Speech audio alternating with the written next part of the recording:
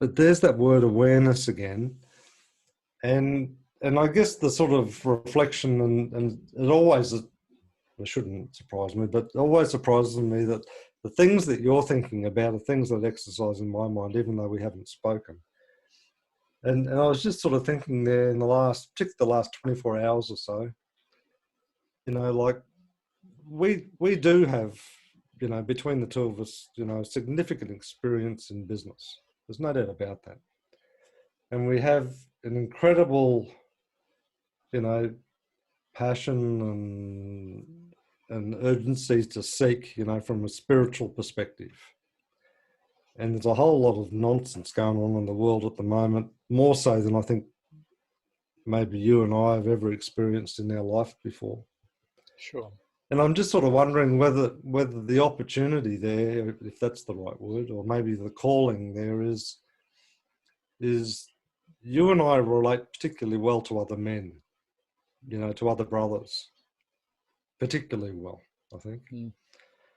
And maybe part of our calling is to, to coach or to lead or to, these are really clumsy words, or to inspire or to raise the awareness of other brothers who need to call to arms about the development or the conduct of their business callings in this community for the benefit of community. There's tons and tons of videos and stuff out there about, make $1 million in the next 12 months, or, sell, or flip, or whatever the nonsense is. But in terms of people out there sort of saying, if you want to use the Alatra terminology, the development of this creative society, or the calling for the benefit of humanity to raise its awareness does require business undertakings. But the context of those business undertakings is very, very different than one driven by profit and transaction and, this consumerism. And maybe that's the space. I don't know. That's what's sort of emerging for me, is that's the space. And I know I can't do it by myself, perhaps. Maybe that's just a cop-out. But what I do want to do is I actually think that you and I together can be quite impactful within that area, if it's of interest to you. And it sounds very vague and wishy-washy, but that's probably the best way I can describe it at 13 minutes past 6 Brisbane time. Okay. Yeah, you way ahead of me in time.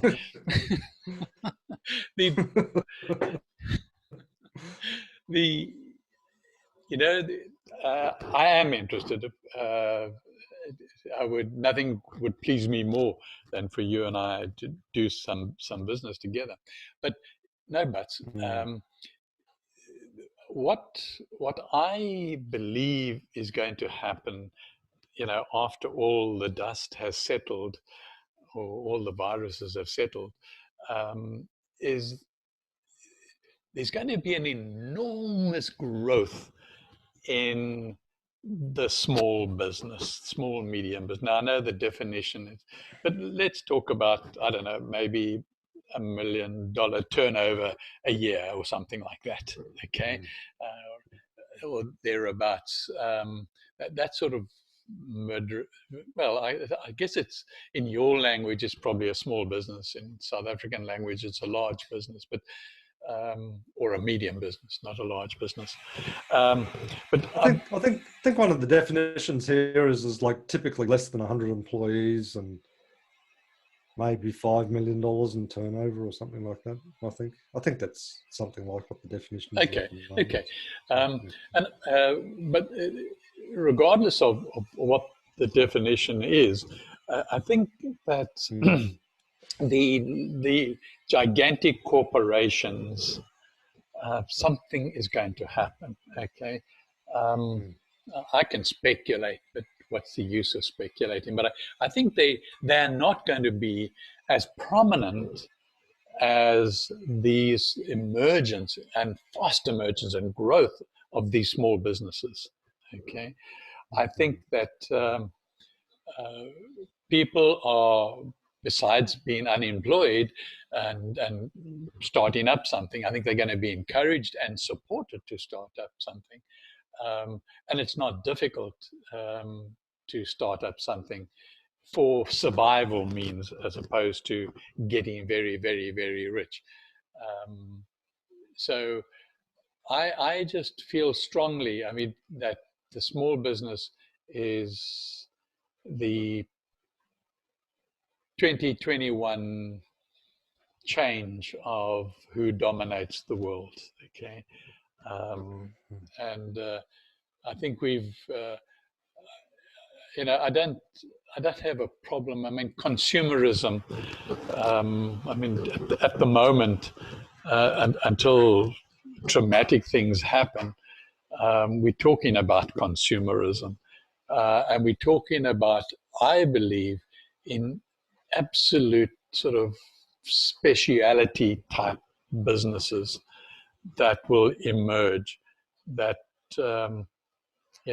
instead of being an electrician and doing a whole lot of things, you'd be an electrician and you would focus on one aspect of being an electrician, and you would be the super person, and you would take all the new inventions that are going to be coming around the world for that particular niche of an electrician, and you would be called upon to perform that particular aspect of the electrician. So I feel that's it's not, I wouldn't say it's common out there, that the idea, but I just feel strongly that the big gigantic corporations are going to be taken apart. Okay, I think they're going to be taken apart by circumstances. I think they'll be taken apart by the devaluation of currency. I think they'll be taken apart by climate change, and big hassles. And I think they'll be taken apart by the CEOs being imprisoned, okay, for things that are just not appropriate in our day and age, or in our morality, or in our culture, okay.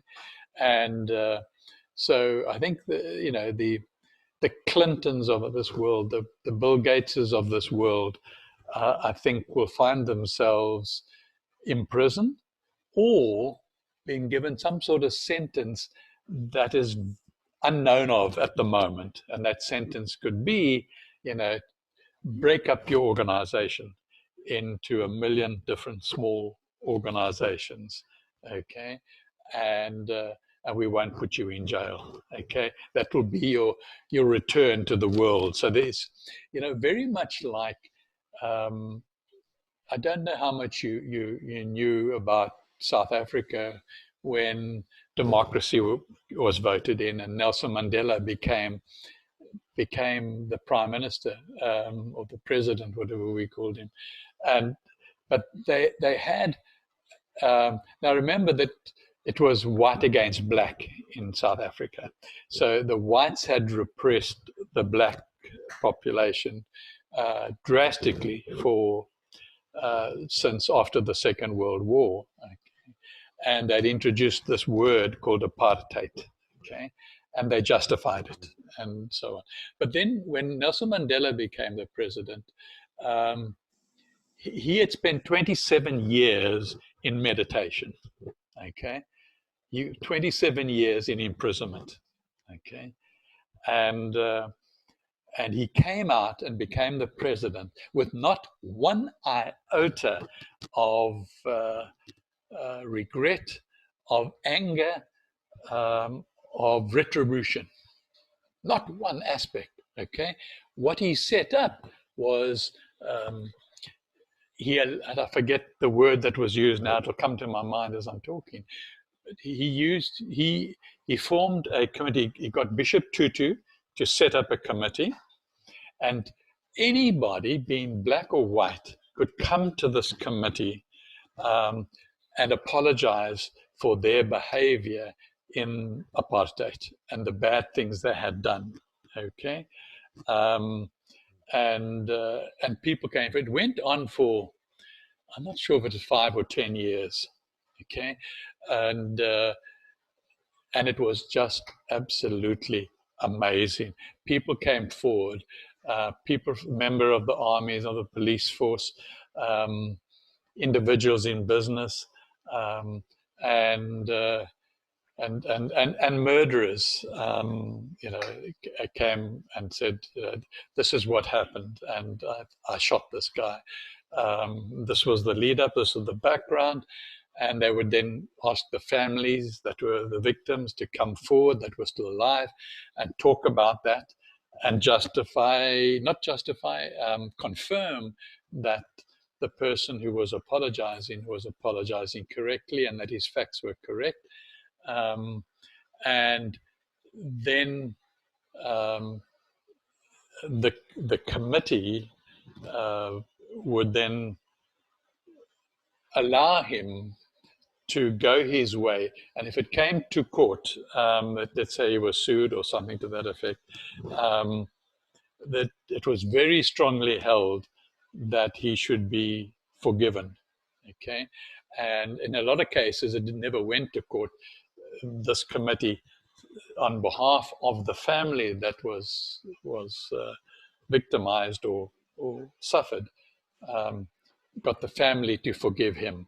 Okay, now that's happened in reality. I've been part of that. Okay, and it's not a make believe. And I think that sort of justice does the world of good for the spirituality of the planet.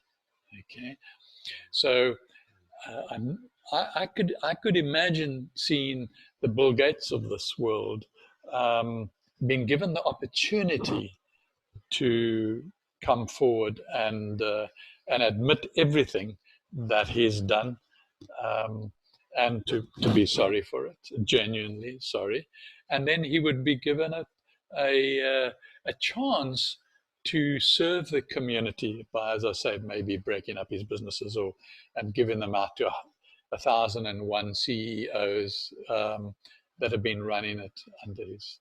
So that's what I see coming, and so I see the opportunity for you and I in business.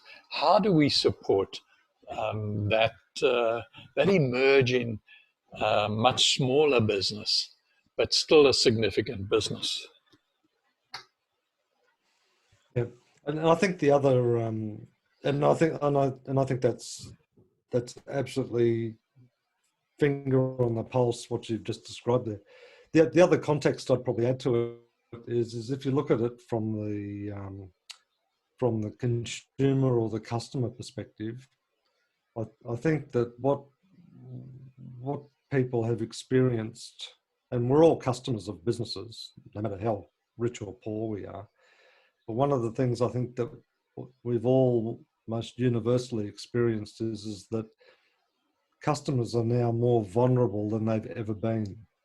And the vulnerability could come from financial stress or distress. It could come from poor health. It could come from fractured relationships as a result of the stress that they've been under.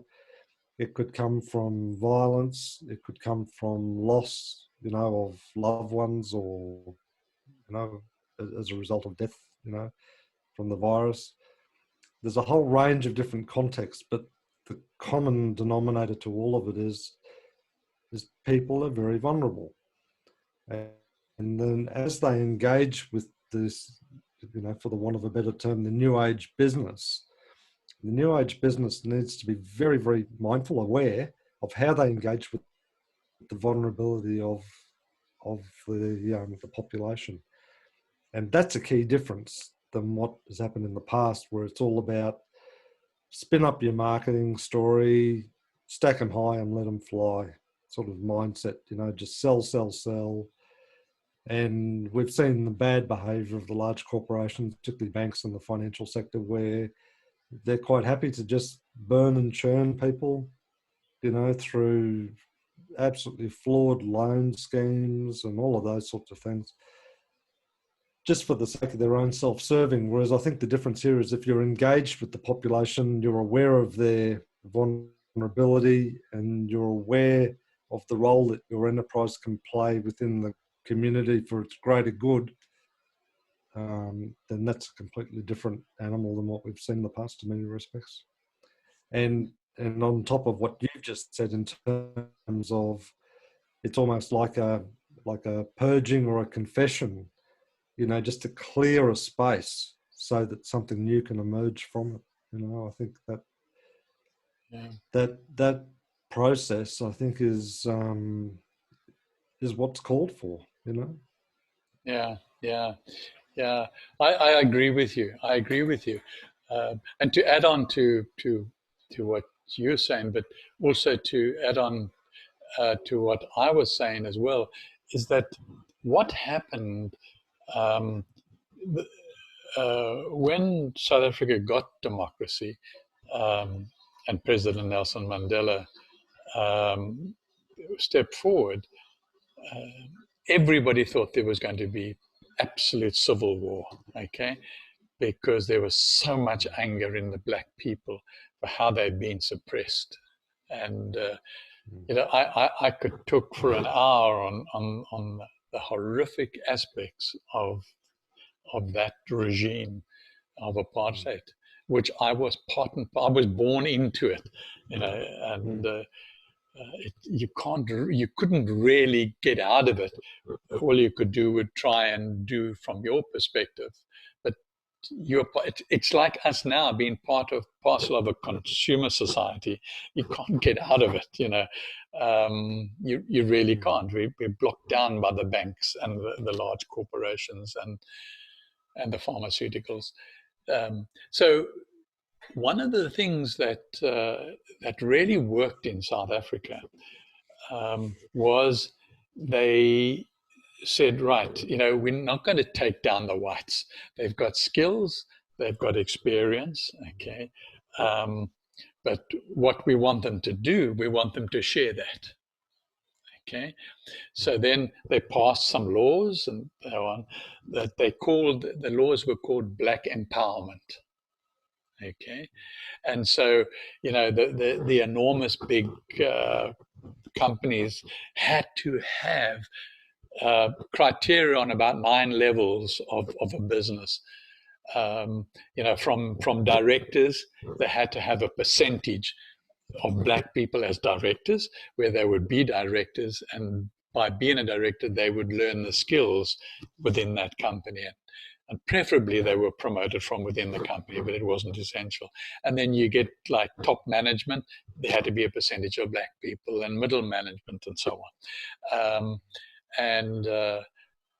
It was really tough for the business owners, but they were compelled by law to do it. Okay. Now, besides the people that bullshitted, okay, their way through by lying and blackmailing people, you know, come on, you come and sit on my board to make up the numbers. I'll give you some money and I'll paint your house, but you've actually got no power. Okay. And there was a lot of that happening. People were bought off, much like the blackmailing we hear in you know, the Australian political scene and the American political. It's just masses of blackmailing and threatening. So there was a bit of that, but the majority were not like that. The majority were genuine whites who brought on genuine, hardworking blacks. And what happened over sort of a 20-year period, 15-year period possibly as well, is that the middle class South African was the biggest class by far. It was ginormous, okay? It had almost been non-existent, just a handful of whites were in the middle class. And now it did the world of good for the economy of the country, because now you had a strong middle class who were, you know, becoming consumers, okay, moving out into good homes and suburbs and things like that from where they had grown up. And then there were some of the elite that were now taking over some of these companies that were very dominant with white ownership before. So you really had a good spread. And as you look at it now, you still have a good spread. They don't have the solution. This solution that I'm telling you about was over like 25 years or 20 years, where they justified without any violence how white and black could live together. The problem that exists now, of course, is that there are too many young black South Africans for jobs. Okay, far too many. Okay, so you now land up like you did in France all those years ago, where the majority under 35 years of age were unemployed. Okay, and are. And so, that resulted in the French Revolution. But we have more sensible people as leaders now in South Africa than in the past. So hopefully, when this all settles, the virus settles, and the new world starts changing because people are thinking, hopefully there'll become solutions, and these people need to own their own small businesses. Okay, that's what they need to do. Yes, the government needs to put out like they're doing in Australia, all sorts of skills programs. Okay, where you learn a skill, and one of the skills is to maybe run your own business, but another one might be how to vacuum a carpet and go from door to whatever it is. So from you can't call those small business. Those are mini businesses. Maybe that's a new word. Perhaps a mini business is a quarter of the size of a small business. Okay, and and I think that's what's going to emerge in South Africa if it's allowed to. But there are a lot of aggravators out there, particularly the black hats, the people with money, the Harry Oppenheimers of South Africa, who are the richest in South Africa. They would love to see turmoil and blood on the streets. Okay, it fits with the black hats. Okay, but there's a strong opposite of that, and the current prime minister or current president is absolutely, I would classify him as a white hat. Okay, so he is very well educated, rich in his own right, from the whole what I've described the last 25 years. He's very cleverly positioned himself well, and so I think he has the power and the respect, but he just hasn't got the time, because they also, they only allowed 2 terms, and he's on his 2nd term. So who replaces him? So I think that's how we are going to see a change in the world. There's something similar. I think almost South Africa was like leading the game unknowingly, unintentionally, just through the game. So yeah, I think there's lots of I think the opportunities. other thing too about, and I think the other thing too about the micro business, or the mini business, as you refer to it as, it's a really fertile space for creativity to take root and flourish. Like large corporations, they act, everything's driven by what's best for this corporation, and they have their disciples, which are their employees, and they all work towards this corporate vision. And they tend to be very bureaucratic and stifle creativity and all that sort of stuff. Whereas the micro business, by its very nature, if you can have someone who's close to their customers, in tune with their customers, values driven, then by its very nature, it becomes incredibly creative and very solution oriented, and able to, develop new ideas and that. And and then with assistance, enable it to collaborate with other small businesses, you know, to have these little networks of businesses that can bring different pieces of the puzzle together to develop bigger solutions, you know, within the community or even with the country, you know. So that's the sort of space that I sort of see. So we don't, like, big is not better, you know, not big is not always better, you know. Big brings with it complexity and slowness and systemizes everything and all of that sort of stuff. Whereas we need, you know, to be a little bit like nature. You know, we need to be nimble. We need to be, you know, in tune with what the season is doing or what the weather's doing, and respond accordingly. You know, and I think that's where there's a lot of opportunity and for these, you know, micro businesses to thrive and flourish, but not necessarily have the objective as, oh, well, I've got to get big, because it's not. You know, it's about sustainability, isn't it? You know, it's about being able to create something that can outlive who you are. You know, and part of your role in these micro businesses is to impart skills, impart knowledge, impart, you know, values and philosophies and things like that. I think, you know, where large corporations don't. You know, large corporations at the moment, you know, think that they're all oriented to themselves. That's how they behave. You know, their budgets are bigger than countries. Yeah. You know, they only have one interest. Yeah. You know. And that's why we've got ourselves the system of what we call the black hats or the deep state, is because people are no longer loyal to any country. They've, as you say, got more money than the country and other countries, and so they are loyal to money and loyal to other people who have the same sort of amount of money. As we've said before in our discussions, you know, when it came to a Second World War, you had the same rich people financing both sides, you know, and it's ridiculous. And you've got that now. There's no doubt you've got that now with China and America, and yeah. But I think the time's right, though, isn't it, for the change? Like, yes, we've had, you know, the catastrophes and the viruses and all that sort of stuff, but the time's right. Like, the technology's here, and there's new technology emerging every day, and you know, a lot of those things which used to be barriers to businesses, you know, where they like the, you know, go big or go home sort of mindset, it doesn't apply anymore. You don't have to be that way. You know, like, you can literally run a business from a kitchen table now, you know. Like, yeah.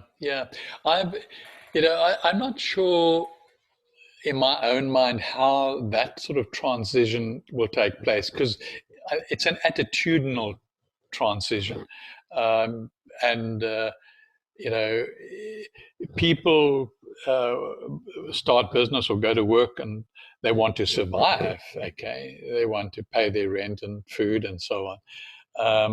And then they want to save something, and so there's a sort of a norm that is in place, and until such time as government comes in and says, fine, you know, either we won't tax you, or we'll make sure that you get part of the tax as far as a monthly contribution towards your existence.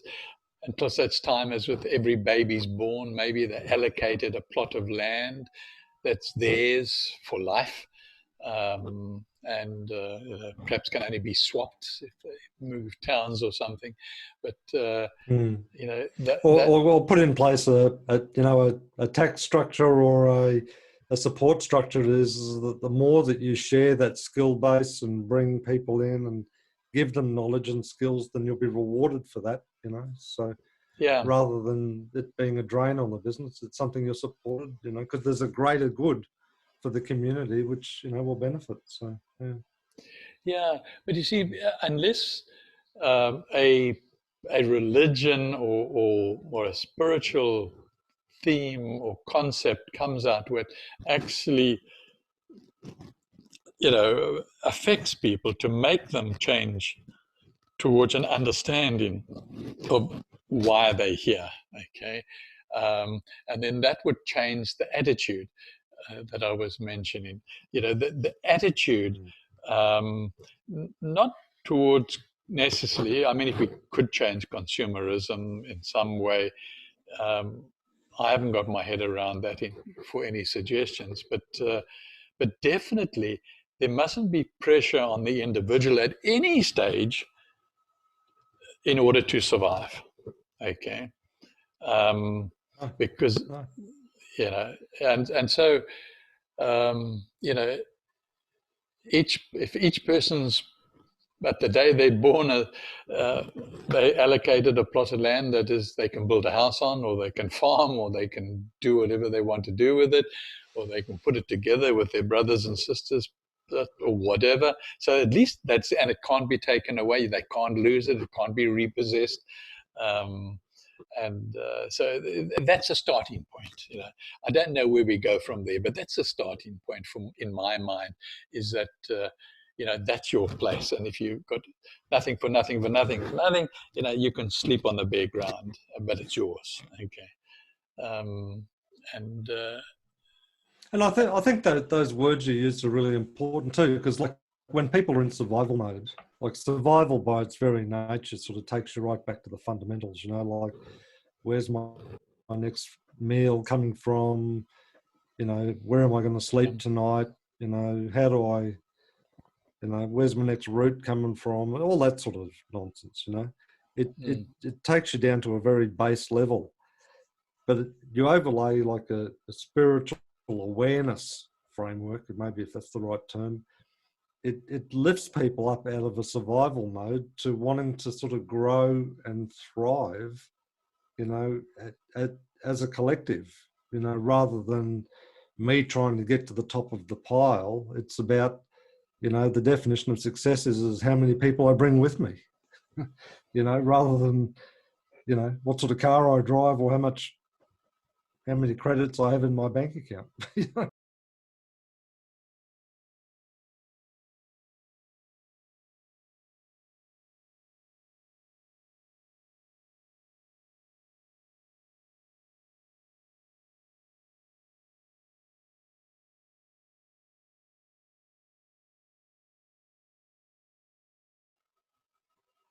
No, well, I was going to say, and that's a fundamental change, but the framework for that change is a spiritual framework, which says, we're all in this together.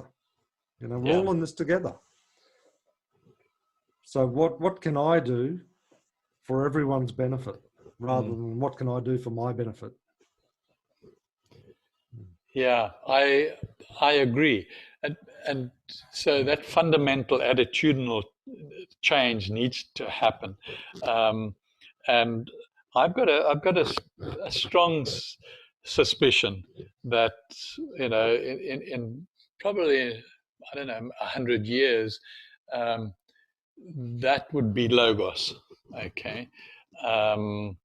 Because of the way it is structured is very different. Okay, it's unlike a religion, and it brings together science and perhaps spirituality. Okay, or what religions were in the long time ago, and that everything is based on scientific fact and reality, and then people start to understand. Oh, that's why we're here. That's where we're going to. That's what we're doing. Okay.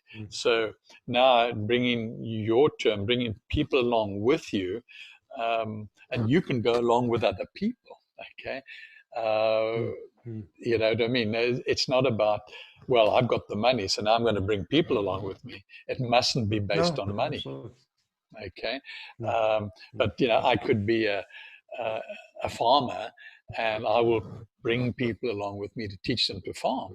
And they must help me, obviously, plow the fields and plant the seeds and reap the rewards. And is that what you mean by taking them along with you?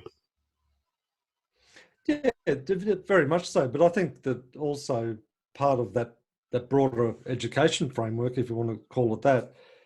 It is like, if you look at the current education system, it's about creating little cogs that fit into the corporate machine. Whereas under the sort of society that we're talking about, is the education framework, first and foremost, is how do you become a realized spiritual being? And what does that translate to in what you do every single day of your life? You know, and what are the sort of skills that you need to do?